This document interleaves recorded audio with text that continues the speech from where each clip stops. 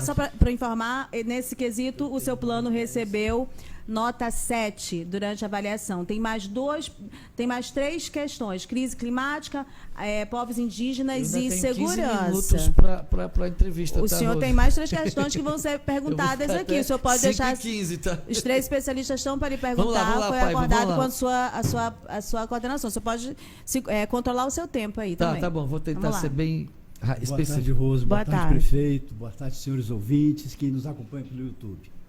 Prefeito, na realidade, o problema da mobilidade urbana não é seu, não é só seu. É de qualquer administrador municipal, né?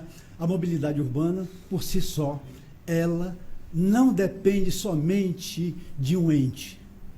Ela é operada pelo poder público, ela é gerenciada pelo poder público, ela é operada pela iniciativa privada, ela depende do comportamento do condutor, ela depende do crescimento da cidade que o senhor pegou, que não é culpa de... São pecados acumulados ao longo do tempo, né? E nós temos um grave problema na cidade. O primeiro grave problema, eu teria uma pergunta para fazer, mas eu vou juntá-las, separando aquilo que o senhor administra e o que o senhor tem que administrar. O senhor administrou nesse período, do seu primeiro ciclo de mandato, e será uma das suas grandes missões administrar, caso o senhor vença a eleição no próximo domingo, que seria a questão do trânsito e do transporte, né?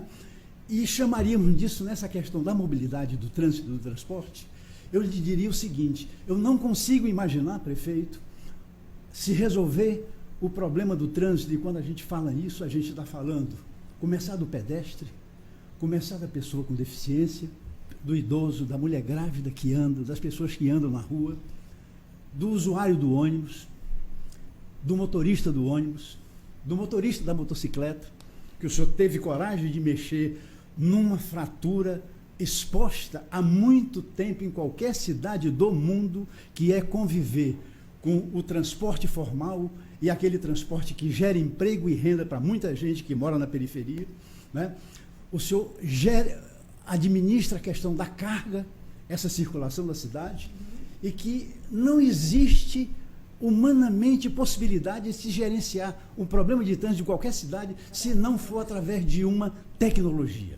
A tecnologia. Então, o primeiro ponto era no aspecto de tecnologia. O que o senhor pretende implementar nesse segundo mandato de governo, desde o semáforo inteligente, o semáforo sincronizado... Já está dando sugestão de resposta até. De velocidade, ou seja, vou contratar a tua consultoria. Essa parte de tecnologia. O segundo aspecto de transporte urbano. Muito bem. Sabe, prefeito? Eu, quando lhe dei a nota 7, disse... Muito obrigado, eu passei. Essa nota 7 na foi média, muito mais por uma questão de que o senhor tinha conseguido segurar na administração municipal, que eu sei que não é fácil. Professor... O senhor segurou a questão do subsídio.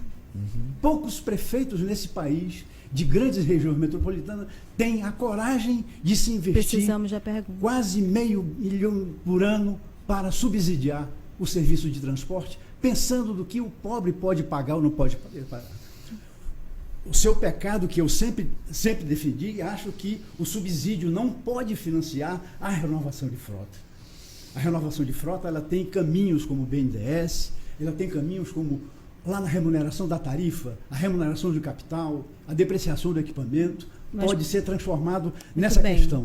Sobre a qualidade dessa renovação de frota também sempre contestei. Muito bem. Sobre Professor, essa questão da capacidade... eu acho, desculpa ele interromper, é porque tem 3 e a agenda dele, senão a gente pode colocar em risco as outras questões. Sim, o senhor abordou isso de forma excelente em todos os outros programas. Eu acho que tem um resumo da sua pergunta. Tecnologia, que tecnologias para resolver os problemas e a política de subsídio, né? E renovação de frota. Muito bem. E ampliação de frota para muito uma segunda etapa de um 4 minutos a sua pergunta, prefeito, só tem 5 minutos. Imagina, a mobilidade, ela é eu sei, assim, o senhor, eu sugiro até o encontro dos dois depois, com todos os políticos, porque o professor Manuel tem muito conteúdo. Prefeito, por favor, sua resposta. Vamos lá. Com relação à renovação de frota, você conhece o assunto e, primeiro, eu sou o prefeito, você sabe disso. 4 anos nós não tivemos uma greve do transporte coletivo. Só aí eu já posso dizer que é um grande avanço na história da administração. Né, claro, ajudou. Exatamente. As grandes cidades, elas, pra você ter uma ideia, São Paulo, ele subsidia por ano 5,5 bi o transporte coletivo. Todas as cidades subsidiam. Todas as grandes cidades, o Rio de Janeiro, São Paulo, só o que se arrecada na catraca não paga o custo do sistema, você sabe muito bem. E ainda assim, mesmo com o esforço de arrecadação, a gente manteve o subsídio do transporte coletivo, porque o passageiro, ele não tem como pagar R$ 7,50, que é o custo da passagem. A passagem seria para custar R$ 7,50. A cada uma passagem a prefeitura dá R$ 3,00 para subsidiar, para que o sistema funcione. Ainda assim, nós colocamos mais de 420 ônibus novos no sistema. Inclusive, você sabe também, professor Paiva, que existia 8% do sistema com ônibus com ar-condicionado da frota circulante, não da frota total. Hoje, essa frota já está com aproximadamente 42% de ônibus novos com ar-condicionado. É uma necessidade para o clima da cidade de Manaus. Nós tivemos muitos avanços. E nós estamos trabalhando a questão do transporte, renovando a frota, dando condições de trabalho para os trabalhadores do transporte rodoviário, assim também como dando maior conforto para o usuário. Inauguramos o Terminal 7, entregamos o Terminal 1, foi entregue na minha gestão, construído na gestão do Arthur, finalizado na minha gestão. Renovamos o Terminal 2, estamos trabalhando nos outros terminais para que a gente possa melhorar esse sistema de transporte coletivo. Já com relação ao trânsito, é o desafio das grandes cidades. Por ano, entre circulação, 50 mil ônibus na cidade, carros, veículos na cidade de Manaus, e isso dificulta, porque nós somos uma ilha e fica difícil a locomoção. Ainda assim, nós estamos entregando viadutos, passagem de nível. Agora nós temos aqui umas propostas: interligar a Max Teixeira com a Avenida do Turismo. Uma outra é o primeiro eixo leste-oeste, saindo da Bola do Produtor no viaduto Rei Pelé até a Ponta Negra. A nossa próxima, nós temos também um planejamento de alargar ali a Avenida André Araújo, que é uma via de ligação entre a Zona Leste e a Zona Centro-Sul.